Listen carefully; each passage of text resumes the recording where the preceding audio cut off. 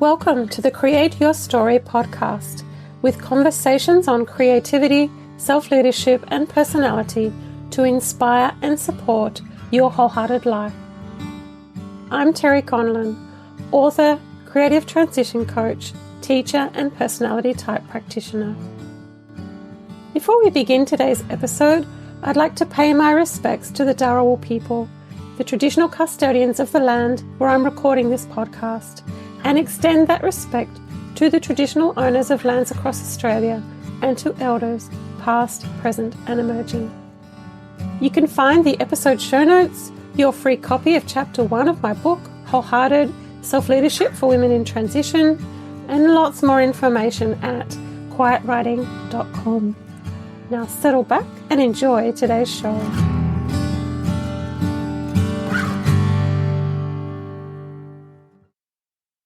Welcome to this episode of the Create Your Story podcast. This is the first one-on-one interview episode, which will be the main focus in the podcast. So it's wonderful to be stepping into the deep, one-on-one, heart-filled conversations that are what this podcast is all about. Today I chat with Penelope Love, who you might remember featured in episode 2 of the podcast as part of the first Wholehearted virtual book launch. Penelope received the long draft of my book and helped to shape it into the book it is. Today we focus on Penelope's story, as well as our collaboration and touch points, and it's a magical interview. But first, a personal update, and something you might like to be part of. As I speak, it's the 5th of December 2021, and the Wholehearted Self-Leadership Book Club is now open for enrolment.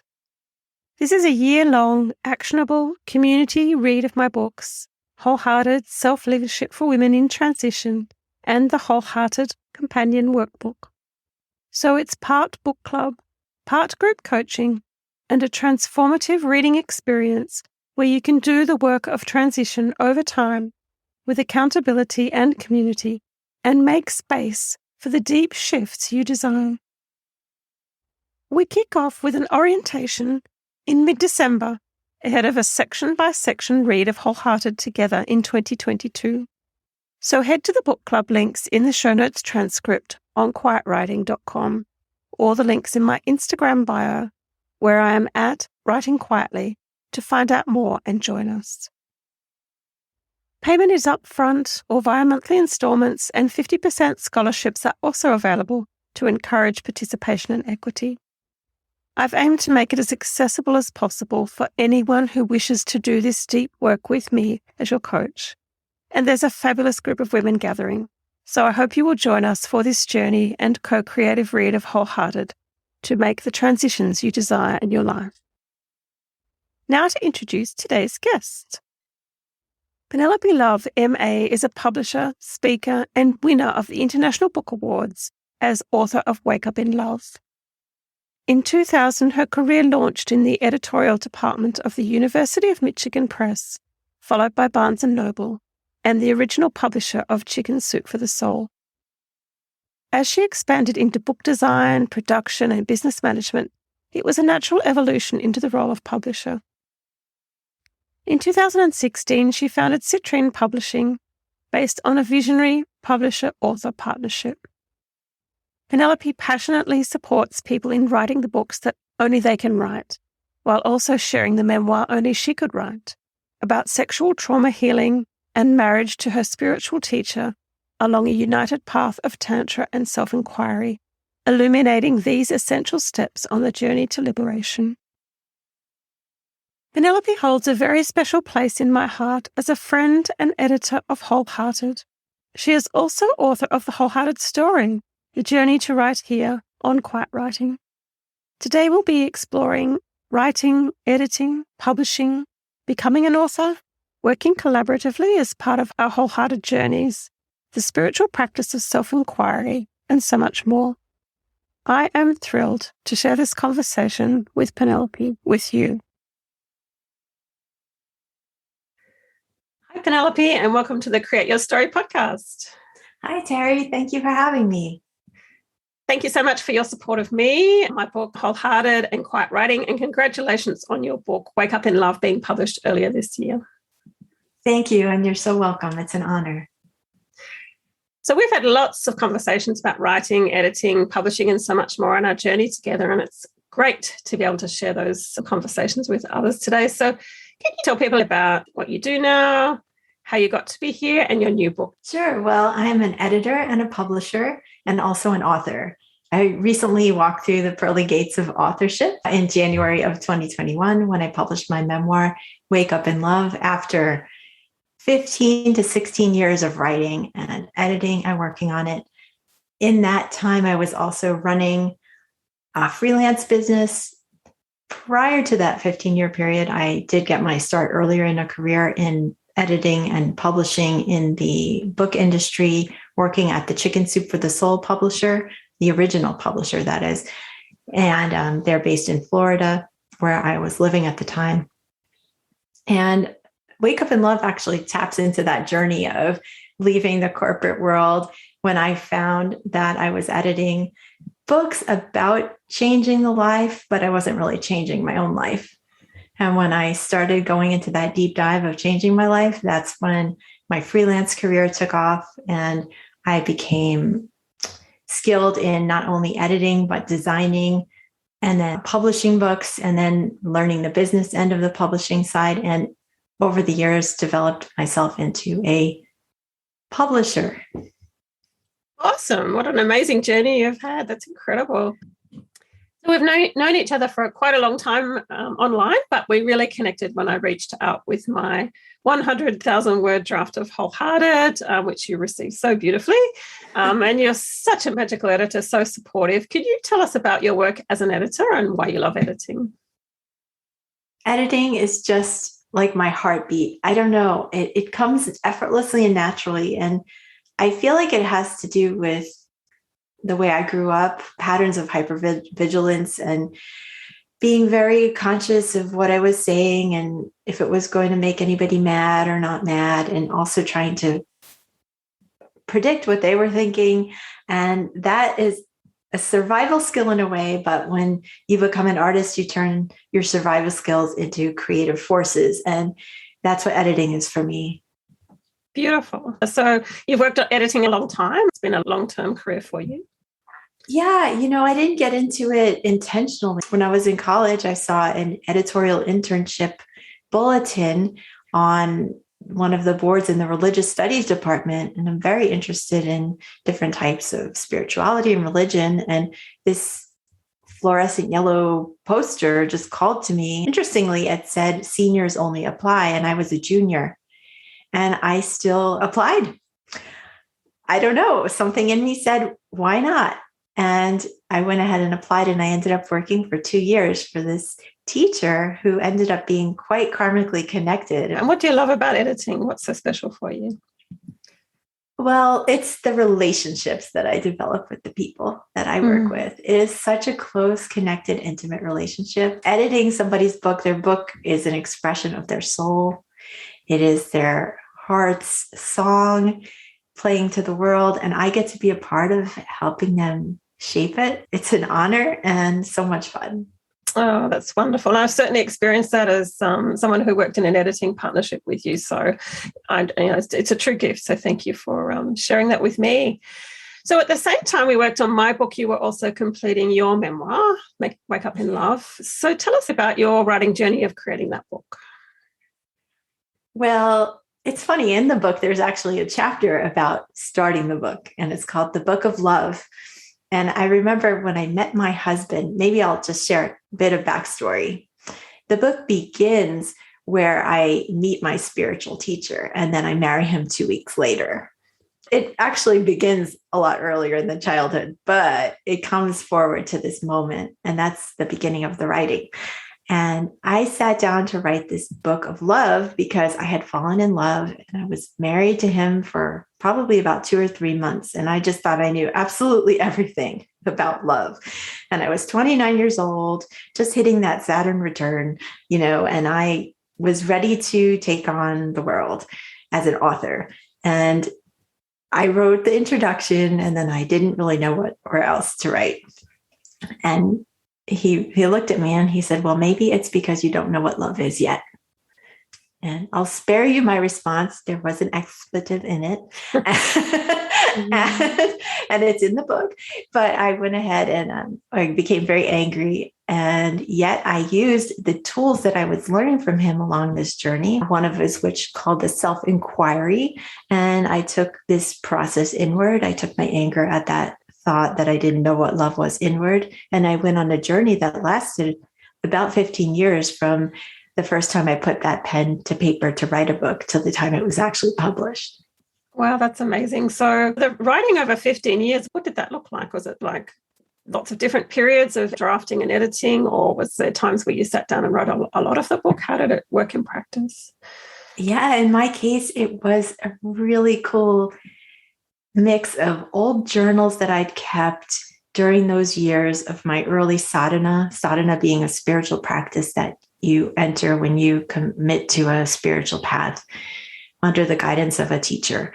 And so I had these journals from my early sadhana, one of which started writing on my first trip to India in 2004, when I had no idea I was beginning to write a book. I was just writing my journal, writing my thoughts for that day.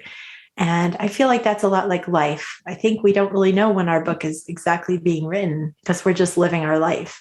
Mm-hmm. And so there are these bits of moments in my life that got recorded in my journals that eventually became fodder for what became the book. We lived in Costa Rica between 2007 and 2010. I went through a period of trying again to write this book of love. And in that time, I was practicing the morning pages. So that became a tool, and a lot of free writing and beautiful ideas coming out across the morning pages. And during that time, a local editor who was starting a magazine asked me if I would write a column for the magazine. And that's when I started to write some articles. And I did write about relationship because that was an obsession of mine. Ever since I was young, I was looking for a relationship. There's a karma to that too. At the same time, it is one of those human desires. And at this point in my evolutionary journey, exploring relationship in an intimate context was the biggest step that I personally could have taken on the journey. So going ahead and writing about that process really brought a level of consciousness to it that I think would not have been present had I not had pen and paper and that quiet time alone to explore what was happening in the relationship. And I applied these wisdoms to the articles that I was writing for the magazine, and I got a great response. It was a local magazine published in San Isidro, Costa Rica between 2008 to 2009, and it was called Montaña al Mar. Everybody loved when this magazine would come out, and people would come up to me in the grocery store and just give me a hug and tell me that they related to what I'd written, and it gave me a lot of encouragement. And I had another mentor of mine say to me once, if you write enough articles, one day you might wake up and realize you've written a book. So I think that time came around 2012, where I'd written some of these articles in Costa Rica and I'd taken them also online. There were some websites at the time, sort of like Huffington Post-ish type of websites. And I was putting some of the pieces on there. And yeah, those pieces that I created for those contexts started to look like I had the material for a quilt. That could be a whole piece. And I remember one day I took every single article I'd written, I wrote the title of it on a sticky note, and then I stuck them all on the wall and I arranged them in different orders. And that started to be the beginning of Wake Up in Love. It was a wall full of sticky notes at one point. And then I said, there's some order here. There's some structure. There's a spine. Now let's give it some legs. Let's give it some arms. And over the years, I started to become clear what pieces were missing, what pieces needed more fleshing out. And there was one point an editor, pre-reader, beta reader read it. And I'd written this whole book about my journey of sexual awakening through self-realization, through the exploration of Tantra, combined with self-inquiry. And I had written this whole book, and the editor said, yeah, but I really could use a sex scene in here.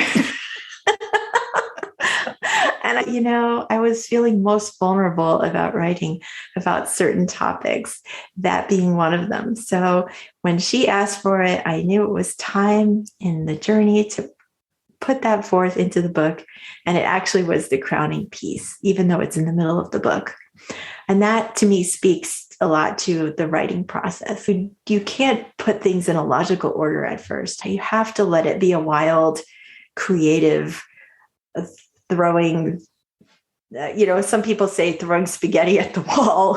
One of my clients uses that term. And there's some truth to that. There's not an orderly process when it comes to some aspects of the creative process. And then there's other parts of the creative process where that order is absolutely essential. And if you don't have it, your projects won't ever come to fruition. Yeah, I really relate to your story, having gone through my writing journey. And for me, it was a mix of sometimes having to stop to integrate more experience, to work out either what you'd written or what you'd lived, and then to bring it all together into a new phase. So it's sort of like an iterative process. Yeah, there's most definitely that time of integrating in between. It definitely calls for patience, and that's real soul growth. That's real important work that's being done, even when it seems like no work is being done on the manuscript. And then, of course, in the final stages of putting a book together in the style that I did, where it was from pieces written over the years, was bringing it a sense of coherence to sound like, because it really is the journey of somebody's awakening over the period of time. There's some things sound very elementary in the beginning, and they should, because that's where the voice was at that point. But when you're trying to stitch something together that's written over the periods of time, there's a lot of editing work that has to go into making it make sense and keeping the raw parts raw on purpose and polishing up some things that you were really just writing because you needed to learn it yourself. We call it like taking the preach out of the book. And I had an editor, and she'd done the same thing with a book of essays she'd written on parenting. And she said, we were just busy taking the preachiness out of our book because we were preaching early what we needed to learn. And then when we learned it, it had been integrated. And now you can take it back. Instead of telling the reader of the article or the essay, you need to do this, I could take it back to first person and say, oh, when I was going through this process, this is what I learned. And there's a vulnerability in coming back to that first person perspective. It's much more vulnerable than saying, here's what you need to do to have a great relationship. No, this is what happened to me. And I had to go through this, and I had to fail in these ways. And I had to learn these lessons in order to have the successful relationship I have today. I so relate to that from my experiences. And I guess it's that show, don't tell idea too, isn't it? Rather like showing what you went through rather than telling, like you said, this is what you need to do. I think that's so powerful. So you've mentioned some of the challenges you've come up with or came against writing Wake Up in Love. Is there anything else that comes to mind as particular challenges or insights you might share from your writing journey? Patience, I'll echo that. It was a really challenging piece because the world began moving very quickly. In 2004, there wasn't even YouTube. I did a little research on that for my book, actually, because when I went home from meditation the first time, when I'd met my husband that night, and there had been this photograph of his teacher on the wall behind him, Ramana Maharshi. And I needed to go home and Google Ramana Maharshi to find out, what I was getting involved in. And I ended up searching only on Google and, because YouTube wasn't really a thing. Otherwise, I most certainly would have gone to YouTube and seen if I could catch a video of this man. So anyway, long story short, patience, the time, that dates me on how old I was or how young I was when I started writing the book. And in the information explosion since then with social media and, the proliferation of book publishing through print on demand, everybody seemed to have a book or a website or a blog. And every time I tried to have one, it just wasn't happening. It wasn't coming together. It just wasn't the time. There needed to be a maturing process that the only way for a maturing process to happen is over time. So I couldn't rush that one. And that was challenging because I really wanted to be an author like so many other people. I relate to that too. And you're also an independent publisher at Citrine. So I'm interested in how that becoming a publisher has dovetailed with supporting or conflicting with your own writing, because it must have been a bit of tension in there. I mean, working with books all day and then trying to write your own at the same time must have been challenging.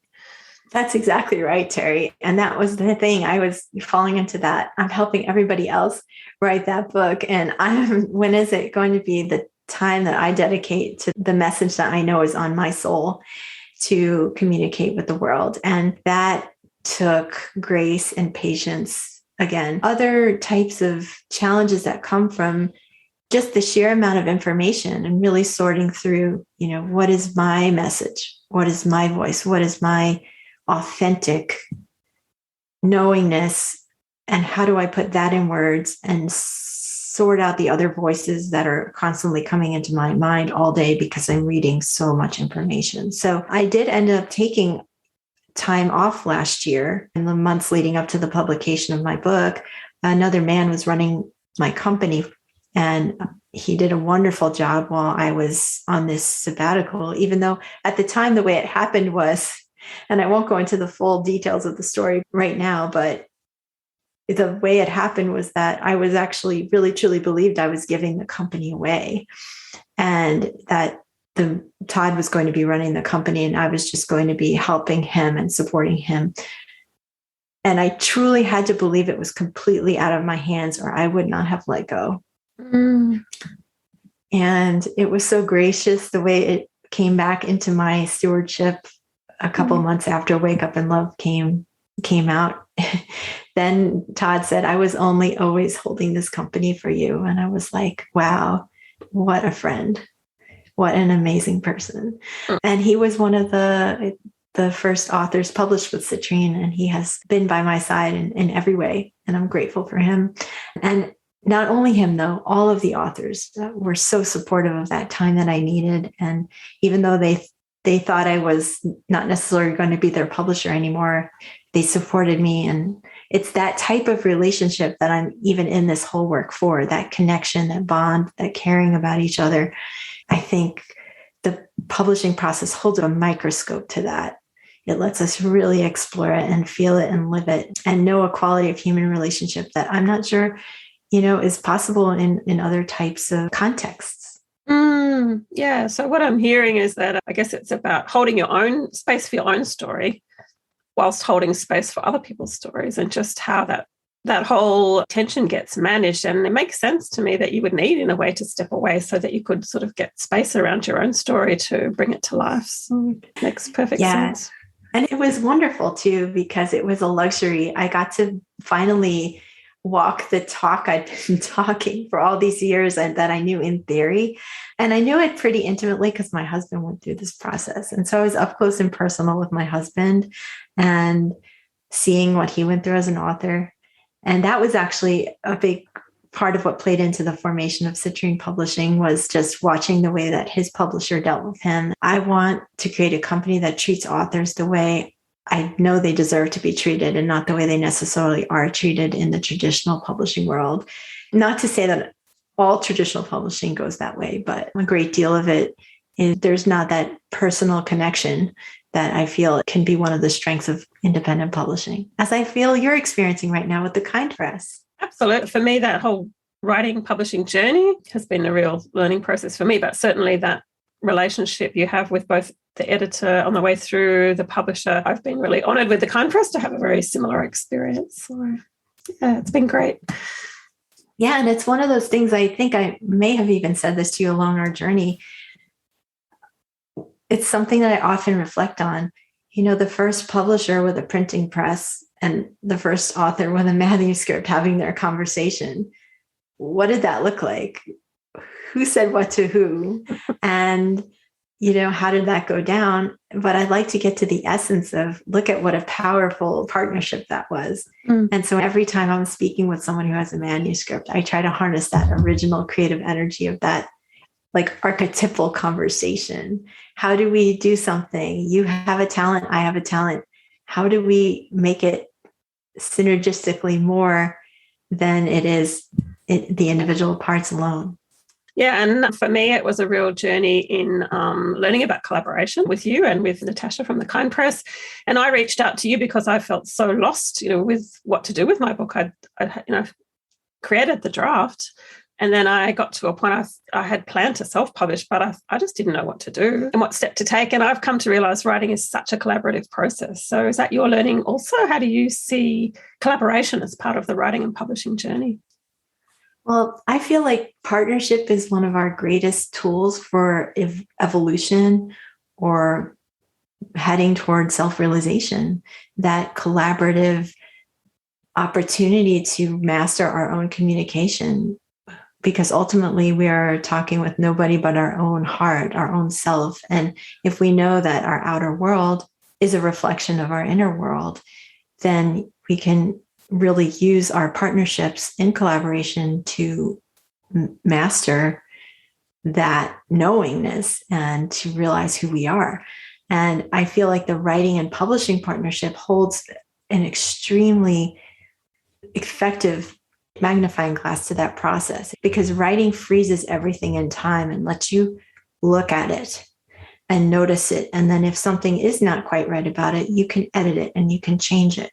And so this freezing in time that writing does, it forces us to be clear with our words, and it ties into that self-realization that is, in my own experience, the purpose of being alive. Beautiful. And I think there's often that view that writing is a solitary process. But the moment I really all fell into place for me was when I wrote my acknowledgements. And there was this cast of many people who were involved in the writing process and all the inputs. And is that how you feel too about it? We can feel like it's a solitary performance, but it's so not. I love that you're saying that, because it's really making me think about it and reflect on my own experience. And it was those times when I was trying to be the writer in the cabin in Costa Rica, Walden, my own personal Walden pond, creating for myself, that I was struggling the most with writing. But when I was living my life and having the daily stresses of running a business, those precious mornings or a couple of hours, sometimes I do my morning pages at night, but I didn't call them morning pages. I would call it my nocturnal journal. And I went ahead, and when I found those moments, that's when life was happening all around me and I was dealing with people. And that gave me not only material to work with, but emotions and feelings that could come through on the page. I don't think writing can be done in a vacuum. That said, there's a paradox to everything. And sometimes I really do need that solo hermit time to get something exactly the way I want it to be. So I think it's balance. Yeah, I agree. I think that's what I've learned of my experience, but it certainly shifted my stereotypical view of the writing process. Yeah, maybe that taps into sort of that patriarchal view of like the solo man in the cabin and Walden Pond writing, and to not deny the beauty of those manuscripts and those publications. Some awesome literature. At the same time, that image that gets perpetuated in culture, I think we're really challenging that now with our new technologies and our new capacity for relating with each other. And we're able to explore more the collaborative aspect of writing and the power. Absolutely. So part of our collaboration too has been through you sharing a story on my website and my blog as part of the Wholehearted story series, which some people may be familiar with. And your story in that series was called The Journey to Write Here, which is about your calling as a writer, your relationship with writing over time. So what writing practices have supported you and have evolved over your time as a writer? Yes, morning pages, of course.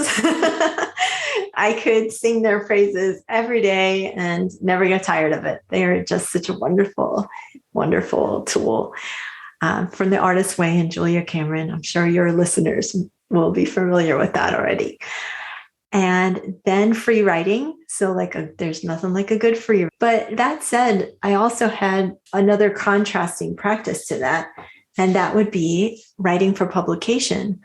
I think setting some goals to write for publication started to give order and structure to the free writing and morning page chaos that would be upon my 8.5 by 11 line of paper in the morning, because I would start to take the golden nuggets out of those ideas and start to shape them and polish them for publication. And as I alluded to earlier in the interview, when I spoke about writing for the Montaña al Mar magazine in Costa Rica, that was my first experience of giving structure to those ideas. And it was so helpful, because now we're walking that balance out of the writer solo in the room and in the collaborative environment.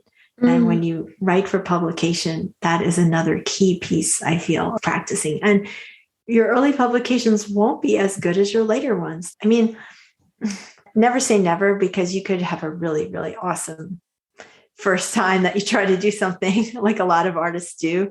And then, then the doer will kick in, and the one who wants to try to do that again and try to make it as good as the first time. So we see that with a lot of musical artists. It's almost more easy to hear in music than it is to see in writing, but it happens in all craft. When you first start something, that one who's trying so hard to be the writer isn't there, and the writing flows. And then the more you practice, and it's the same thing with meditation. That happens with meditation too. Sometimes the first time people come to meditation, they will have great, deep, profound meditations, and then they'll start trying to meditate. And that's when it becomes a more restless experience, until you learn to consciously tune out the doer. For me, that has been my spiritual practice of self-inquiry, using what I learned from my husband, but which is a lineage from Ramana Maharshi in India. And if anybody wants to look up that teaching, it is really profound. And the reason that I got hooked on it is because of our mutual friend, Carl Jung. Carl Jung wrote a foreword to Ramana Maharshi's book. And I write about that in Wake Up in Love. I write about how I was very uncertain, being a Catholic raised woman, to go to a meditation class and start taking instruction from a man in a dhoti. But at the same time, when I read that Carl Jung had written the foreword to Ramana Maharshi's book, I said, you know what? I'm going to give this guy a chance. And so the self-inquiry practice of taking any anxiety I had inward, including the anxiety of, I need to write. How do I write? This needs to get done. I'm not a writer yet. Well, who thinks that? I do. And then I was able to be like, oh, I'm not the one. If I'm aware of the one who wants to be a writer, am I that? No, I have to be something so much vaster, so much greater, so much beyond words. Beautiful. Two things come to mind for me from what you've just said. First is that writing for publication can be a really important part of our process. So for me, blogging felt that way of writing, and I started a blog in 2010 for exactly that reason. I think it helped me to work out what I wanted to write and how I wanted to write it. So that was an important part of my writing for publication journey. Yeah, that's beautiful. And I think blogging has definitely filled that. I've never formally read it or heard it stated anywhere that there's a sort of like structure or balance you need to hit as a writer to develop your craft. But, maybe in our conversation here, we're coming up with a sort of template that people can use, which is make sure you're doing some free writing or morning page styles, and make sure you're also doing some structured writing for publication. And that will help you develop your craft into a well-rounded craft. I love that.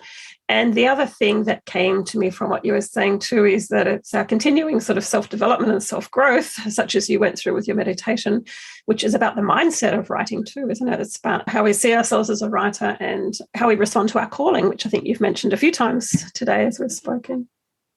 Yeah, just so important. So this is the Create Your Story podcast. So a question I'm going to ask people each time on the calls is, how have you created your story over your lifetime? For me, create your story is that idea of being sort of an active self-leader, active creator in our story and the decisions we make, turning points. It's a big question, I know, but just what pops up for you around how have you created your story over your lifetime? How fun to dance with you in this question, Terry, especially knowing that this will be the podcast question that everybody gets asked. It's a beautiful one. I think I struggled the most when I tried to create my story. And we could look at that literally with the years of struggle that I experienced in trying to write my memoir and get it to a publishing point prematurely. And that was really, really painful. It started in the book in Wake Up in Love when I said, I'm going to write my book of love. And my husband questioned maybe I wasn't ready yet. And that was my first time turning inward with this process. But that was not the only time I had to turn inward about the idea of wanting to have my writing out there in the world. And when it wasn't happening, I'd really have to take it back inward to that question of like, who's doing the writing? Who is the creator of my story? And when I merged with that which is creating the story through my meditations, then I could become the instrument, like the body, mind, Penelope could become used and played as an instrument in order to write and show a story and show one perspective of the human experience. So I would say that's how I created my story, but really without creating my story, with surrendering to that which is creating the story. Oh, that is so beautiful. Yeah. And I think that it's often that tension, again, we've used the word tension a lot, but life's a lot of tensions between what we want to do and then also allowing, like that being doing tension too, isn't it? Yeah, I love the word tension. You know, I used to be so afraid of the word tension, and, you know, my counselors and anxiety. And I mean, I can't believe I didn't even touch on this yet, although I did a little bit with the idea that editing is a great outlet for the type of hypervigilant upbringing that I had, but also OCD. I had OCD and depression and these types of things that create a lot of tension in one's life. But when you look at even sexual energy that leads to orgasm is full of tension. And like, I love tension because when it releases, it's freedom. And so why should we fight with tension? And when we stop fighting with tension, we actually are able to find the joy, the peace, the bliss, the orgasm a lot easier. Yeah. That's wonderful. Yeah. And I think that's great. It's about that, again, that reframing of what we go through and just shifting our mindset to embrace something rather than fighting it all the time. So no, I think that's a really valuable insight. Yeah. So I'm happy we played with the word tension today, and I love it. And I don't even mean to take the tension out of tension because, well, you can't, but the idea is like, if tension is there, let it be there, like enjoy it, because it is part of the human experience to love, to relish, to be like frustrated that something's not coming to terms yet or coming into being yet, because, you know, when it does, it's going to be so much more joyful than you can ever imagine. Mm. And that I know from publishing the book. I can relate to that too. I can relate to that too. The many times I nearly gave up because of that tension. And I think it's that sort of pushing through and that just desire for completion and commitment to ourselves is really important. So you know my book, Wholehearted Self-Leadership for Women in Transition, very, very well, because you've been on an intimate journey with me and you know about some of the tips that I recommend. But what are your top wholehearted self-leadership tips and practices, especially for women? You know, it's an honor to be asked that question by the woman who wrote the book on wholehearted leadership. Because I'm like, what else could I add to that book? Or what else could I add to that body of wisdom? And I'll have to reach back into my early experience of sadhana, again, spiritual practice. And I make reference to this in Wake Up in Love as well. I was given a tool by my teacher called the Conscious Daily Planning Sheets. And that is a process of setting your daily agenda with intentions. So you're not only writing down what you have to do, but the feeling of completion or the feeling of connection that you want to have when you're doing those activities. So you're spending your time at night doing your daily agenda for the next day, and you're practicing those feelings before you go to bed, and you're taking them into sleep with you so that the next day when you wake up and you go through your day's already played out in your subconscious mind as you've been sleeping, and it becomes the way you wanted to feel the night before. It starts to happen and unfold in an effortless way. And the practice of this daily sheet actually ultimately removes the doer, the sense of doership or volition from your daily activities. And that's where you find a sense of surrender and freedom and more creativity in your life when you practice this. So in addition to the daily agenda part of the sheets, it has a daily review where you're looking at, and as a Virgo, you'll love this, a checklist. Did I exercise today? Did I do conscious reading? Not only reading, the tabloids, but did I read a book by an awakened sage? Did I let that highest consciousness, Rumi poems, did I let those poems slip into my heart today? Did I eat consciously? How present was I when I was working? There's a whole checklist on these sheets. And there's also a walkthrough of the self-inquiry. And it's broken down into the questions of the process that eventually becomes an automatic happening as you practice the inquiry. But the sheets are like training. So they go through each of the steps of the inquiry. And you will take anything that made you upset during the day, and you would use the self-inquiry process with that to get behind the sense of I that has the problem, and to find the solution. And then to go forward into the communications you need to have with the people who were involved in the upsetting situation, to clear the space and keep the space clear so that you can move forward with your life in a productive way. And so these sheets, they took about an hour to do every night. And then at the end of the month, you'd have 30 sheets, and you would take a log of all the things that upset you, and you would write them down again. And you could look and see, do I have repeating patterns of upset? Are things continuing to upset me? Because if they keep coming up, you know what? You're not getting clear. You're not taking that inquiry piece all the way home.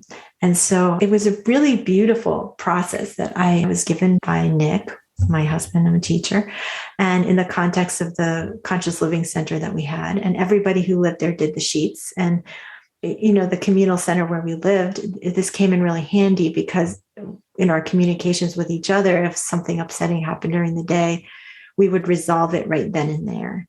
And if it wasn't resolved on the spot, it was at least resolved by the end of the day before we went to bed. And those problems were not carried forward into the day. And it created an efficient and beautiful and loving organization. And I feel I applied those skills that I used and learned, the muscles that I built from the sheets in my life. And that was a very wholehearted practice for me that I did for many years. And I affectionately now call them the holy sheets, because the idea of doing and cataloging all of these things about your everyday, it takes somebody with a dedicated mind who really, really wants to wake up to the truth. But when you commit yourself to that process, there's no limit to what's possible.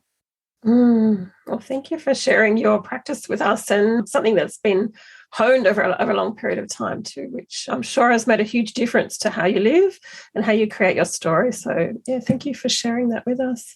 Yes. You just spoke about poetry. Is there anything you'd like to read us from Wake Up in Love before we close? Sure.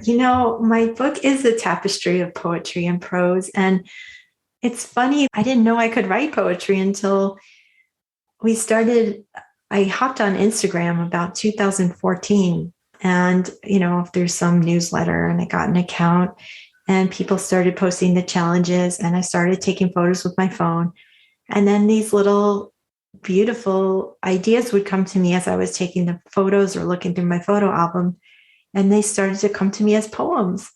And I'd taken poetry in college. I got a C, and I was pretty much a straight A student. And it was really upsetting to me that I'd gotten a C in poetry. I had to get that doer taken out of the way, that one who thought it was writing the poetry, and just allow these ideas and words to come. And so it was a very beautiful addition to the book that came later, that had I published the book 3 or 4 years into the writing, it would not have the poetry dimension. I'd love to share one. And I think the best one to share is, this one is called Take a Backward Bow. All the exploration is preparation for the moment the wind blows just so. You forget everything you know and fall in love with the endless show. As you take a backward bow to the miracle of how the one you've been looking for finds you, and the exploration begins anew. Thank you. That was just magical. You're And welcome. I love that one because it's not only about meeting a soulmate in life, but it's also about the creative process and ultimately about meeting yourself. Beautiful. Thank you. So I thoroughly recommend to people to seek out Wake Up in Love. We'll put the links in the show notes. Penelope, can you tell people where they can find out more about you, your book, and your work online? Yes, sure. I have a website that is accessible through penelopelove.com. And I am also active on Instagram. My username there is @PenelopeLovely. Wonderful. And it's been such a joy to connect with you over many years on Instagram as the editor of my book and through our blog, writing together, and just so many beautiful conversations. It's been such a joy to share those with others today. Thank you so much. Yes, Terry, thank you. It is a joy to add to our body of conversation. And I look forward to many more years of our friendship going forward. Thank you.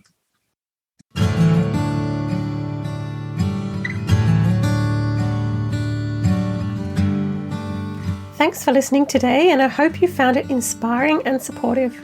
You can find the episode show notes, get your free copy of Chapter 1 of Wholehearted, and find out more about my books, coaching, and other offerings at quietwriting.com. Connect with me on social media, Instagram, Facebook, and Twitter, where I am at Writing Quietly. Please leave a review on your favourite podcast app too to help others find the show and create their story.